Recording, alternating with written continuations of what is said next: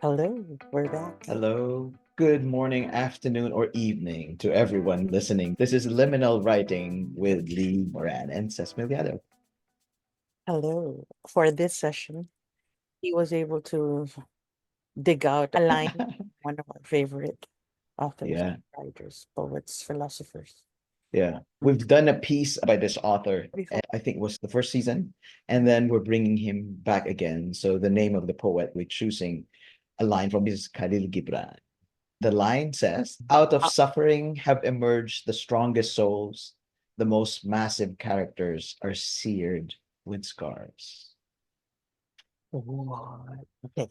As we usually do with liminal writing sessions, we give each other 10 minutes of timed free flow writing. Yes. And we read it to you, share it with each other and to you now. And then we talk a bit about whatever comes out of that writing process. Seth takes the first step. So here you go. All right. Hmm. There is a fresh bruise that intersects with an old scar just below the fold of my left arm, where a needle had again drawn blood for medical checks. I have spoken of invisible scars in the past, and these outer scars and bruises represent tips of icebergs to the battering that I feel my insides have been through. I do not see myself as a massive character, but I do feel that I am a mixed bag of scars and bruise prone insides and even bruise prone outer skin. There is hope in this line of Khalil Gibran. Maybe we can emerge stronger, each one of us battling and suffering from the inside, and to our collective whole, wounded, wounding each other, wounding ourselves. May we scar over these wounds with stronger versions of ourselves, with kinder versions of ourselves. That's it.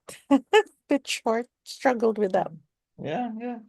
Ended with a wish. Okay. Here's Your mine. Out of suffering have emerged the strongest souls. The most massive characters are seared with scars. They shuffled their feet as if their ankles bound by an invisible rope, their shoulders hunched from years of being in places too small for their spirit. Born into this family and place where their physique and feats drew the applause, the lights were never an allure, the sounds never a draw. Admiring looks did not satisfy. They sought the stillness, the comfort of books, the single light that led the parade of words.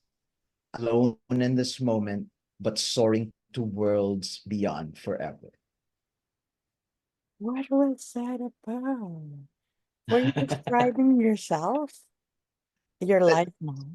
Mm, an image that came to me was somebody who was born into a circus but did not want to be part of the Oh circus wow. because of the physical gifts and their ability to move. And they They perform. have to live there, but they were seeking a different life. So the way it came to me with Khalil's line is that, that massiveness of a character, but the scars were inside in the spirit Yeah, yes, of yes. wanting something different. Yeah. Yeah. So kind of like biographical in the sense that I used books as the draw for the Yes. character, right? 'Cause that's how, Being, yeah, I know you're, yeah. yeah, That's why I so asked for such because I saw imagery in it where I could almost visualize you being in that kind of scene. yeah. And in a way, it marries what we have been talking about, like when we pick a line and then we create a scene. Right? So Yes. I was That's thinking what about so how to create that scene, how to create a particular character with this yeah. line. Okay. Yeah, Right. that's how I got it. And how about for yourself? It was an actual physical, like it's an actual physical thing that I saw because I got Yeah, bruised from just the drawing blood for it. that yeah, that was from this. That's where I used a very concrete thing around me and was Yeah, touching my own skin. I've spoken about this in the past with you from childhood to our youth, from abuse to political activism to the work I do now, and then the physical things I've been through with COVID, with severe COVID and all that. I feel the scarring is happening both physically and mentally, emotionally. It's layered now. That's why I said it's old scars, but also fresh bruises. It, yeah. So again, it's just that this is an illustration of what we do with liminal writing. It comes from a small image or a unrelated image, and then it brings you to other places, including philosophical places. The premise of the scarring is that there was wounding, right? So then it crossed over to what I see in the world today, where even those who are meant to be together and fight common causes sometimes risk wounding each other in the process, or even wounding ourselves in the way we engage with others and with our own processes.